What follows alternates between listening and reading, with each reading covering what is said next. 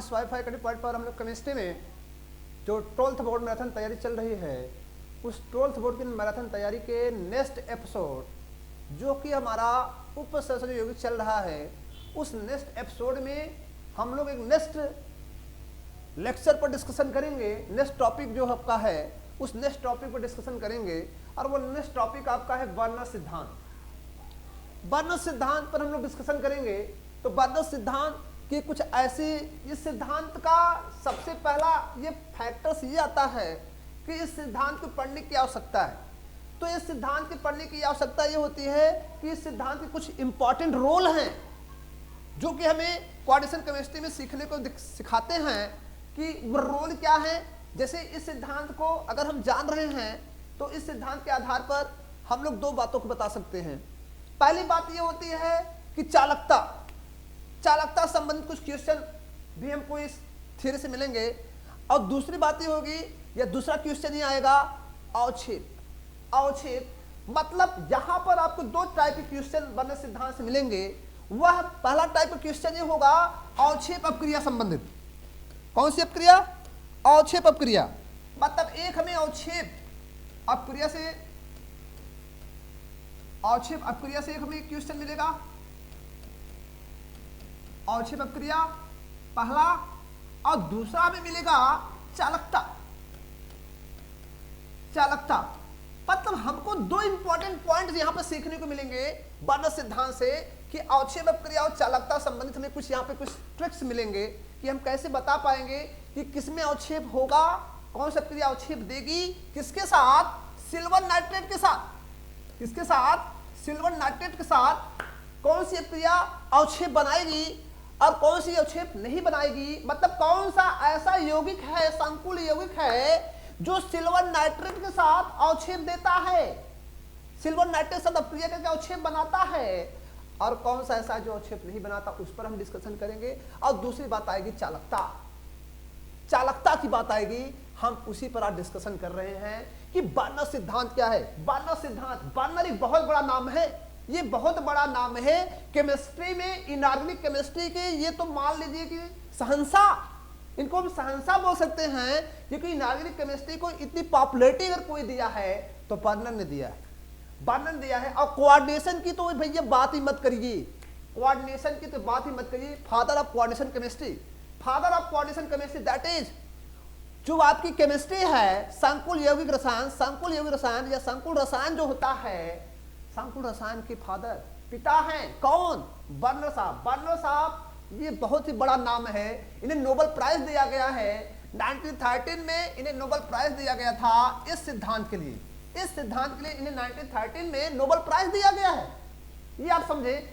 अब हमें ये समझना है कि इनका सिद्धांत क्या कहता है। इनका सिद्धांत बस यही कहता है, जो संकुल में केंद्रीय धात्विक परमाणु होते हैं, संकुल में केंद्रीय धात्विक परमाणु, मतलब संकुल यौगिकों की संयोजकता के लिए सिद्धांत आया है। संकुल यौगिकों में संयोजकता पर सिद्धांत आया है। संयोजकता पर पहला सिद्धांत अगर कोई आया है, संकुल यौगिक पर अगर पहला कोई सिद्धांत बनाया गया है, या संकुल यौगिक पर अगर कोई विचार पहली बार दिया गया है, वो किसने दिया है? वर्नर ने। तो इसको संकुल यौगिकों का प्रथम थियरी भी कहते हैं। प्रथम क्या है? First theory of coordination compound. मतलब संकुल यौगिक की प्रथम सिद्धांत ये है, प्रथम सिद्धांत के नाम से भी जाना जाता है। संकुल यौगिक का प्रथम सिद्धांत कौन होता है? वर्नर सिद्धांत।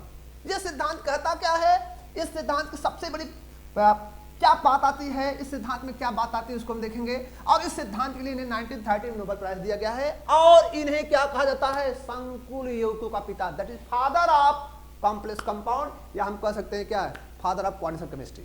ये फादर ऑफ कोऑर्डिनेशन केमिस्ट्री है। अब हम इसके सिद्धांत पर कुछ डिस्कशन करेंगे। आज डिस्कशन करेंगे वर्नर सिद्धांत पर। देखते हैं वर्नर ने क्या कहा। तो वर्नर सिद्धांत पर हम डिस्कशन करेंगे। क्या कहा वर्नर ने? संकुल यौगिकों की संयोजकता, और संकुल यौगिक जो संयोजकता का प्रथम सिद्धांत है, वर्नर सिद्धांत है। इन्होंने अपने रूल में, इनकी सिद्धांत में क्या क्या बातें थी। तो संयोजकता का सिद्धांत इनका है वर्नर, संयोजकता का वर्नर सिद्धांत क्या बात, ठीक है। संयोजकता का वर्नर सिद्धांत क्या कहता है? तो इनके सिद्धांत निम्न बातों पर निर्भर करते हैं। इनका सिद्धांत निम्न बातों पर निर्भर करता है, और इनके सिद्धांत की सबसे बड़ी परिकल्पना है, हाइपोथेसिस जो भी कह सकते हो। इनकी जो सिद्धांत परिकल्पना है, वो परिकल्पना पहले यही होती है जो केंद्रीय धात्विक परमाणु होते हैं, केंद्रीय धात्विक परमाणु, कौन से परमाणु? केंद्रीय धात्विक परमाणु। जो केंद्रीय धात्विक परमाणु होते हैं, केंद्रीय धात्विक परमाणु का मतलब आप सभी समझ पा रहे होंगे। केंद्रीय धात्विक परमाणु, केंद्रीय धात्विक परमाणु, केंद्रीय धात्विक परमाणु, केंद्रीय धात्विक परमाणु जो संकुल यौगिक में होते हैं, इनमें दो प्रकार की संयोजकता होती है। कितनी प्रकार की संयोजकता होती है? दो प्रकार की संयोजकता होती है। तो केंद्रीय धात्विक परमाणु में दो प्रकार की संयोजकता पाई जाती है। कितनी प्रकार की संयोजकता पाई जाती है? दो प्रकार पाई जाती है। एक होती है प्राइमरी और एक होती है secondary. That is two type valency in centimetre atoms. पहली क्या होती है? प्राइमरी, जिसको हम हिंदी में कहते हैं प्राथमिक। क्या नाम देते हैं? प्राथमिक। और दूसरी होती है सेकेंडरी, जिसको हम क्या कहते हैं? द्वितीय। क्या कहते हैं? द्वितीय। ये कौन सी है? द्वितीय। द्वितीयक और प्राथमिक। अब प्रश्न ये होता है कि ये प्राथमिक का काम क्या होता है? वो संकुल यौगिक में कहाँ होती है? तो आप सामान्यतः जानते हैं संकुल यौगिक में तो ब्रैकेट के अंदर तो मेटल होता है, केंद्रीय धात्विक परमाणु, ठीक है, और कुछ लिगेंड होते हैं, ठीक है, और उसके बाहर क्या होते हैं? उसके बाहर मतलब ये क्षेत्र क्या होता है? आप सभी जानते हैं ये क्षेत्र क्या होता है? आयनिक क्षेत्र होता है। तो सामान्यतः अगर देखा जाए तो ये हमारा क्या है? मेटल है, सेंट्रल मेटल है, केंद्रीय धात्विक परमाणु है। और ये केंद्रीय धात्विक परमाणु का ये जो क्षेत्र होता है, हमने प्रीवियस लेक्चर में बताया, इनके सिद्धांत के अनुसार ये क्षेत्र कौन सा है? उप सहसंयोजी क्षेत्र, उप सहसंयोजी क्षेत्र है। और ये कौन सा क्षेत्र है? ये वाला, इसे क्या बोलते हैं? आयनिक क्षेत्र। क्या कहते हैं? आयनिक क्षेत्र कहते हैं। अब देखें कि ये सिद्धांत कहता है जो प्राथमिक मतलब ये याम केंद्रीय धात्विक परमाणु की जो संयोजकता होती है, दो होती है केंद्रीय धात्विक परमाणु। इस सिद्धांत के अनुसार, वर्ण सिद्धांत के अनुसार, वर्ण सिद्धांत संयोजकता का प्रथम सिद्धांत है, संकुल यौगिक के लिए संयोजकता का प्रथम सिद्धांत है। यह सिद्धांत कहता है कि जो केंद्रीय धात्विक परमाणु होते हैं उनमें दो प्रकार की संयोजकता पाई जाती है, प्राथमिक और द्वितीयक। That is primary and the secondary. ये पहला पॉइंट हुआ, इनकी थीसिस का पहला पॉइंट हुआ, ये पहला पॉइंट हो गया। दूसरा पॉइंट ये कहता है कि जो प्राथमिक संयोजकता होती है वो आयनिक क्षेत्र में होती है। कहां होती है? आयनिक क्षेत्र में होती है, आयनिक क्षेत्र में होती है। और क्या होती है? और आयनिक होती है, ठीक है, आयनिक होती है, आयनाइजेबल होती है। ये द्वितीयक कहां पर होती है? उप सहसंयोजी क्षेत्र में, उप सहसंयोजी क्षेत्र में। कहां पर होती है? उप सहसंयोजी क्षेत्र में। द्वितीय कहां होती है? उप सहसंयोजी क्षेत्र में। ध्यान दें, प्राथमिक आयनिक क्षेत्र में होती है जो कि आयनिक होती है, और ये उप सहसंयोजी क्षेत्र में होती है जो कि अनायनिक होती है। ये क्या होती है? Anionic, anionic. That is non ionizable. ये नॉन आयनाइजेबल होती है। और ये क्या होती है? आयनाइजेबल होती है, ये आयनाइजेबल होती है। थर्ड पॉइंट ये कहता है, इसका थर्ड पॉइंट ये कहता है कि जो प्राथमिक संयोजकता होती है, जो प्राथमिक संयोजकता होती है तो आयनिक होती है, कन्फर्म है। खुद आप देख सकते हैं कौन सा आयनिक बनाएगी? ऋणायन। और ये क्या करती है? ऑक्सीकरण को व्यक्त करती है, ऑक्सीकरण संख्या को व्यक्त करती है। किसको? ऑक्सीकरण संख्या। केंद्रीय धात्विक परमाणु मतलब संकुल में केंद्रीय धात्विक परमाणु की ऑक्सीकरण संख्या कौन बताती है? प्राथमिक। और इसका दूसरा पॉइंट कहता है ये समन्वय संख्या को बताती है, समन्वय संख्या को, समन्वय संख्या को, दैट इज कोऑर्डिनेशन नंबर को बताती है। किसको? कोऑर्डिनेशन नंबर को बताती है। और पॉइंट नंबर नेक्स्ट होता है, पॉइंट नंबर नेक्स्ट होता है। इसका अगर पॉइंट नंबर नेक्स्ट हम देखें तो इस थियरी का पॉइंट नंबर नेक्स्ट 4 होगा।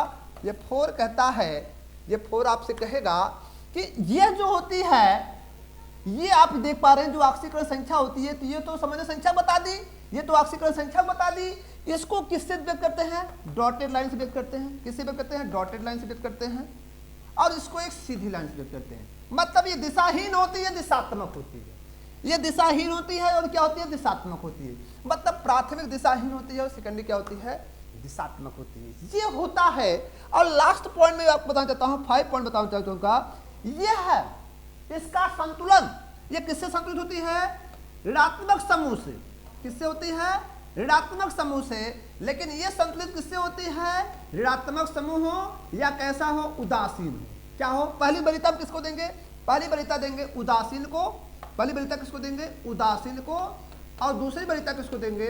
ऋणात्मक को। उदासीन एंड निगेटिव समूह। कौन समूह? उदासीन हो या तो ऋणात्मक समूह। लेकिन फर्स्ट वरीयता किसको देंगे हम लोग? उदासीन समूह को। मतलब जो समूह लिगेंड जिसको आप कहते हैं, लिगेंड मतलब ब्रैकेट के अंदर केवल दो हम जात को रख सकते हैं इनके सिद्धांत के अनुसार, या तो उदासीन हो या तो क्या ऋणात्मक हो। मतलब उदासीन को पहली वरीयता होगी, और आप ये देख सकते हैं ऐसा होता है। तो फिर देखें केंद्रीय धातु परमाणु बर्नर सिद्धांत क्या है? तो बर्नर सिद्धांत क्या है?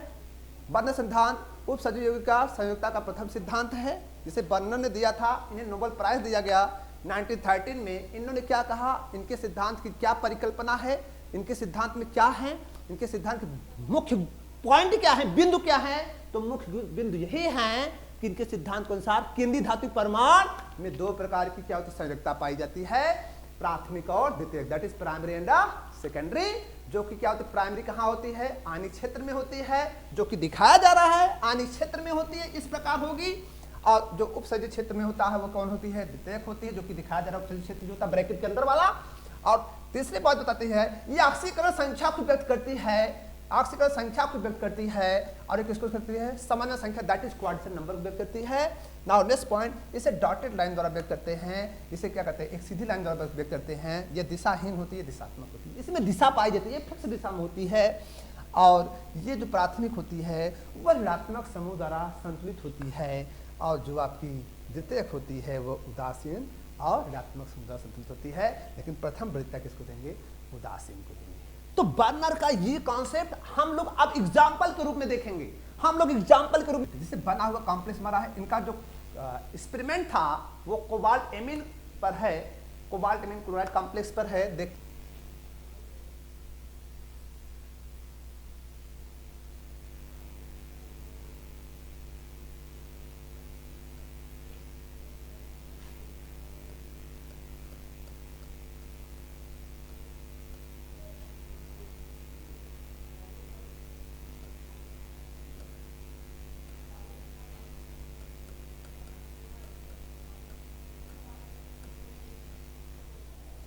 देखिए इस कॉम्प्लेक्स से सबसे पहले हम लोग ये देखेंगे, ये कॉम्प्लेक्स का बताओ आणिक भाग कौन सा है? क्लोराइड है। क्लोराइड आयन कितने दिख रहे हैं? 2 माइनस। तो बताओ सबसे पहले तो हमें ये देखना है, इसमें सबसे पहले बताओ, इसमें अगर देखा जाए तो बताओ सेकेंडरी, इसमें समान संख्या बताओ, इसकी समान संख्या कितनी होगी? 5 1 6। समान संख्या कितनी क्वाड्रेचर में कितनी हो रही है? आप देख पा रहे हैं 6 हो रही है। ऑक्सीकरण संख्या, ऑक्सीकरण संख्या इसकी कितनी होगी? बताओ इसकी कितनी होगी? ऑक्सीकरण की संख्या 3 होगी। और बताओ प्राइमरी बैलेंसी कौन शो कर रहा है? प्राइमरी बैलेंसी कौन शो कर रहा है? बताओ प्राइमरी बैलेंसी को अगर देखा जाए तो आप देख पा रहे हैं कि इसमें प्राइमरी बैलेंसी क्या हो रही है? कौन शो कर रहा है? क्लोराइड शो कर रहा है। क्या कर रहा है? क्लोराइड, क्योंकि ऋणात्मक है, ऋणात्मक है, क्लोराइड शो कर रहा है, ऋणात्मक होगा, खुद देख पा रहे हैं ऋणात्मक होगा। अब बताओ ब्रैकेट के अंदर भी ऋणात्मक होगा। तो बताओ ये प्राइमरी हो गई। सेकेंडरी कौन शो कर रहा है? 100% कौन शो कर रहा है? 5 अमोनियम NH3। और इसमें कौन? 2 क्लोराइड। 2 क्लोराइड किसमें शो कर रहे हैं? इसमें 2 क्लोराइड किसमें शो कर रहे हैं? इस समय प्राइमरी में, शुद्ध प्राइमरी जो कि आणिक पार्ट है। अब ये क्या है बताओ? अंदर वाला क्या है? लेकिन हमें पता है जो प्राथमिक बैलेंसी होती है वह संतुलित किससे होती है? ऋणात्मक से होती है। और जो सेकेंडरी होती है वह उदासीन और ऋणात्मक दोनों से होती है। बताओ इसका मतलब ये जो ऋणात्मक अंदर पड़ा हुआ है, वो ऋणात्मक जो क्लोराइड पड़ा हुआ है, एक क्लोराइड आप देख पा रहे हैं, ये जो एक क्लोराइड आपका बचा हुआ है जो ब्रैकेट के अंदर है, वो क्लोराइड क्या होगा? प्राइमरी का भी काम करेगा और सेकेंडरी का भी काम करता है। प्राइमरी का भी काम करता है और सेकेंडरी का भी काम करता है। ये ध्यान दीजिए, ये दिशाहीन होता है, इसकी दिशा का कोई प्रभाव नहीं पड़ता। तो बताओ ये क्लोराइड क्या कर रहा है? प्राइमरी का भी काम कर रहा है और सेकेंडरी का भी काम कर रहा है। अब नाउ नेक्स्ट हम अगर बात आपसे करें, यहाँ पर नेक्स्ट अगर मैं आपसे प्रश्न ये करूं, आपसे मैं बस इतना प्रश्न करना चाहता हूं, बताओ इसमें कुल कितने आयन हैं? अगर इसमें आयन की संख्या दिखे कितने बताओ? इसमें क्या है? 2 आयन ये है ऋणायन और एक क्या है? धनायन। बताओ ये 1, ये क्या है? 2, दैट इज कुल आयन कितने हो गए? 3। कितने हो गए? 3। तो अब बताइए, हम आपसे ये प्रश्न पूछना चाहते हैं, आपसे दिया जाता है कि आप चालकता को समझते हैं। तो आपको ये पूछा गया, आपसे बस इतना पूछा जा रहा है कि आपको कॉम्प्लेक्स में दे रहा हूं CONH3 4Cl2, एक कॉम्प्लेक्स ये है पहला। दूसरा कॉम्प्लेक्स आपका ये है NH3 6 Cl3 बाहर, ठीक है, यहां पर आपको बना हुआ प्लस, और हम तीसरा आपसे पूछ रहे हैं CO NH3 5Cl, और इसमें क्या है Cl2 बाहर। आपको बस इतना बताना है कि इसमें किसकी चालकता ज्यादा होगी। चालकता, आपसे मैं प्रश्न पूछ रहा हूं, क्या चालकता का बढ़ता क्रम, चालकता का बढ़ता क्रम, चालकता का बढ़ता क्रम क्या होगा। तो चालकता का बढ़ता क्रम क्या होगा, आपसे क्वेश्चन पूछा गया चालकता का बढ़ता क्रम क्या होगा। तो आप सभी जानते हैं चालकता किस पर डिपेंड करती है, आयन की संख्या पर। जिसमें आयन संख्या ज्यादा होगी उसमें चालकता क्या होगी, ज्यादा होगी। तो बताओ, जिसमें ज्यादा आयन होगा उसमें ज्यादा चलेंगे। तो बताओ इसमें कितने आयन हैं, बोलो इसमें कितने आयन हैं, केवल एक, बोलो एक ही है ना। लेकिन इसमें अगर इसको मैं आयनाइज करूं तो बताओ क्या होगा, 3Cl बाहर गए, प्लस ब्रैकेट पर कितने प्लस बने, 3 प्लस बन गए। ये क्या आपका कोबाल्ट है, NH3 क्या है बताओ, NH3 आपका 6 है, बताओ NH3 आपका 6 है। तो यहां पर एक धन आयन 3 ऋण आयन, कुल कितने आयन हो गए, कुल आयन कितने हो गए 4। यहां पर कितने बन गए 4। अगर यहां पर देखें कितने आयन बन रहे हैं बताओ, जो आयनिक क्षेत्र में कौन है 2Cl माइनस है, बताओ ब्रैकेट में क्या बताओ कोबाल्ट है, फिर क्या बताओ NH3, NH3 क्या है 5 है, Cl है, ब्रैकेट में क्या बताओ, ब्रैकेट बनेगा आपका 2 प्लस। अब बताओ इसमें कितने आयन हैं, अगर इसमें देखा जाए आयनिक संख्या अगर देखी जाए, बताओ इसमें आयनिक संख्या क्या होगी, आप खुद देख सकते हैं इसमें आयनिक संख्या क्या होगी। अगर इसमें आयनिक संख्या देखी जाए, इसमें आयनिक संख्या क्या होगी बताएं, इसमें आयनिक संख्या आपकी हो जाएगी, बोलो कितनी हो गई, एक धनायन 2 ऋणायन, कुल आयन कितने हो गए बताओ, कुल आयन हो गए 3। तो बताओ किसमें सबसे ज्यादा आयन है। अगर मैं कहूँ ये फर्स्ट है और ये क्या है सेकेंड है, ये क्या है थर्ड है, बताओ आयनिक संख्या सबसे ज्यादा किसमें है। तो आयनिक संख्या जिसमें ज्यादा होगी उसमें चालकता ज्यादा होगी। इसमें 4 आयन है, इसमें 1 आयन है, इसमें क्या है 3 आयन है। बताओ जो हमारा आंसर होगा, जो हमारा आंसर होगा वो आंसर ये होगा कि सबसे ज्यादा आयन 4 में है, 4 3 1, मतलब 1 से ज्यादा किसमें चालकता होगी, 3 आयन वाले में, 3 वाले ज्यादा किसमें होगी 4 आयन में। मतलब हम कह सकते हैं अगर ऑर्डर बना दें, ये तो आयन मैंने लिख दिया, 4 आयन वाली चालकता ज्यादा होगी 3 आयन से, 3 आयन ज्यादा होगी 1 आयन से। तो 4 आयन किसमें है 2 में है, सबसे ज्यादा 2 वाला होगा, फिर कौन होगा 3 वाला होगा जो कि तीसरा हमारा आंसर है, और सबसे कम 1 वाला होगा। ये क्या है इंक्रीजिंग ऑर्डर है, चालकता का यह बढ़ता क्रम है। ये चालकता पर आपका प्रश्न है, चालकता पर यह आपका प्रश्न है। नाउ नेक्स्ट हम प्रश्न आपसे करेंगे, नेक्स्ट हम आपसे प्रश्न करेंगे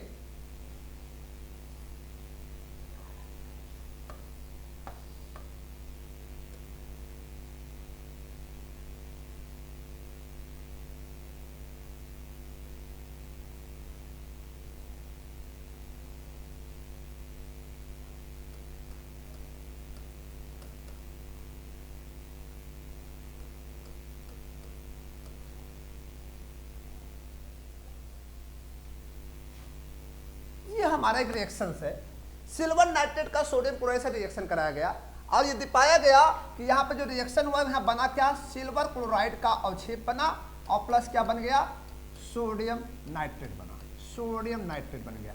ये होता है, मतलब अगर कंपाउंड में चांसेस हैं कि अगर सिल्वर क्लोरीन से रिएक्शन कर जाए, मतलब क्लोरीन आयनाइज फॉर्म में हो, यहाँ पे क्लोरीन क्या होगा आयनाइज फॉर्म में नेगेटिव पार्ट में होगा या किसमें होगा पॉजिटिव चार्ज, जहां पे चांसेस होगा वहां पर सिल्वर क्लोराइड का अवक्षेप बनेगा। इसे कहते हैं अवक्षेप, मतलब इसकी विलेयता घट जाती है, अवक्षेपन में आ जाता है। तो हम ये आपसे पूछना चाहते हैं कि आपको आंसर देना है कि किस संकुल यौगिक से सिल्वर नाइट्रेट क्रिया करके एजीसीएल का अवक्षेप बनाता है, किसमें नहीं बनाता, ये आपको आंसर देना है। तो बताओ सबसे पहला आंसर क्रिया आपसे ये करना है, सबसे पहले बताओ ये आपको देना है, ये कोबाल्ट है, NH3 है, ये क्या है 6 है, इसमें कितने हैं Cl3। इसका हम रिएक्शन किससे कराने वाले हैं सिल्वर नाइट्रेट से। कितने कराने हैं सिल्वर नाइट्रेट से, आप खुद समझ सकते हैं। इसमें आयनिक पार्ट क्या है क्लोराइड है, एक क्लोराइड के लिए कितने सिल्वर चाहिए, एक चाहिए, कितने क्लोराइड है यहाँ बताओ, ये आयनिक पार्ट क्लोराइड है कि नहीं है। तो बताओ यहाँ पर हमें कितने मोल सिल्वर नाइट्रेट का यूज करना पड़ेगा 3 मोल। तो हम ये पाएंगे कि ये रिएक्शन हमारा हो जाएगा कोबाल्ट, ये हो जाएगा NH3, ये हो जाएगा 6 ब्रैकेट लग जाएगा, आपको मिल जाएगा क्या NO3, NO3 का क्या मिल जाएगा थ्राइस प्लस हमें ये मेरा प्रोडक्ट क्या मिलेगा, प्रोडक्ट हमारा मिलेगा सिल्वर 3 मोल AgCl। हमें 3 मोल AgCl क्या मिलेगा, अवक्षेप मिलेगा। क्या मिलेगा, अवक्षेप मिलेगा। तो बताओ इस अपक्रिया के लिए हमें कितने मोल AgNO3 का प्रयोग करना पड़ा, 3 मोल। 3 मोल AgNO3 का प्रयोग किया गया किसके लिए, अवक्षेप अपक्रिया के लिए। कितने मोल, 3 मोल के अवक्षेप, और अवक्षेप बना।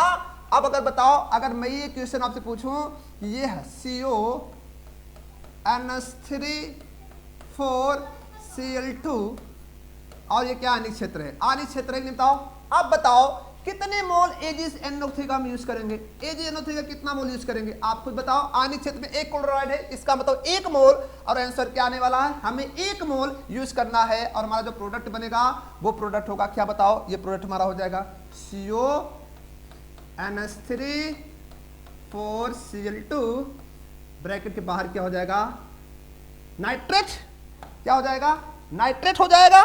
ब्रैकेट बाहर आपका नाइट्रेट होगा, ठीक है, आपका नाइट्रेट हो जाएगा, NO3 हो जाएगा। और आप देख पाएंगे इसके बगल में कितने मोल, अगर कितने मोल देखा जाए तो आप देख पाएंगे कितने मोल होंगे। तो AgCl3 आपका Cl3 होगा, अगर इसमें मोल में देखा जाए तो प्लस AgCl के 1 मोल क्या हो जाएंगे, अवक्षेप हो जाएंगे। कितने मोल, 1 मोल अवक्षेप हो जाएंगे।